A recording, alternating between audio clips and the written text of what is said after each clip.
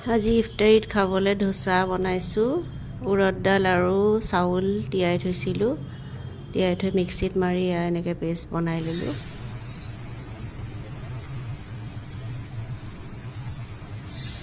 ঘৰতে এনেকৈ বনাই ল'লে ভাল হয়। অকণ পাতলকৈ বনাব লাগে, পানী অলপ মিলাই দিব লাগে, নিমখ আন্দাজমতে দি খুব ধুনীয়াকৈ এনেকৈ পেষ্টটো বনাই ল'ব মিক্সিত মাৰি পেলাই। মছলা ধোচা বনাম। এয়া ধোচাটো এইফালে দি দিছোঁ, এইফালে হৈ আছে, আৰু এইফালে মই আলুৰ মছলা ধোচাৰ আলুৰ পেষ্টটো মছলাটো বনাই আছোঁ।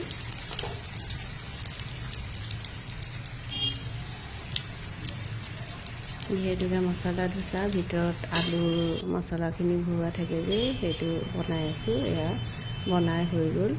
এতিয়া ধোচা তাৰ ভিতৰত দি পেলাই ৰোল কৰি দিম। হোমমেড ধোচা দেখিবলৈ ধুনীয়া নহয়, কিন্তু খাবলৈ টেষ্টি হয়। চাম্বাৰ নবনালোঁ আৰু, কিন্তু বাদাম চাটনিটো বনাইছোঁ। ধন্যবাদ।